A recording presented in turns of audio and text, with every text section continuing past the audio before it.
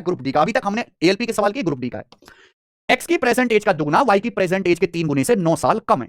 Present में x के पापा की उम्र एक्स से दुगनी है और वाई की उम्र उसकी बहन से 9 साल कम है।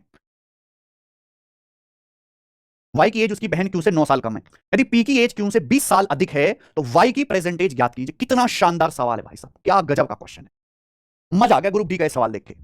पहली लाइन पढ़ो, पहली लाइन पढ़ के आपको पता चलेगा कि एक्स की प्रेजेंट एज का डबल वाई की प्रेजेंट एज के 3 गुने से 9 साल कम है।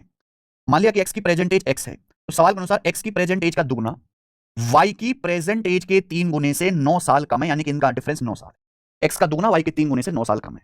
अब बोला प्रेजेंट में एक्स के पापा पी की उम्र एक्स से दुगनी है, यानी कि पी की जो उम्र है बेटा वो एक्स से डबल है, पापा की उम्र बेटे से डबल है, और वाई की उम्र उसकी बहन क्यू से 9 साल कम है। वाई की जो उम्र है उसकी बहन क्यू से 9 साल कम है, यानी कि बहन क्यू की जो उम्र होगी वो वाई से 9 साल ज्यादा होगी।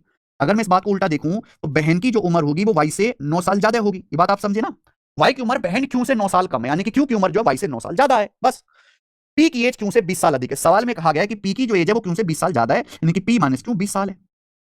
तो ये रख नहीं सकते आप, यहां पे वैल्यू रख दीजिए। पी की जगह 2x और क्यू की जगह मेरे दोस्तों हो जाएगा y प्लस 9 बराबर 20। यहां से 2x माइनस वाई कितना आ जाएगा, -9 उधर चला जाएगा 29, तो 2x माइनस वाई आ जाएगा 29। 2x माइनस वाई, अब ये -9 उधर जाएगा, उधर जाके जुड़ जाएगा 20 और 9 29 ही आया।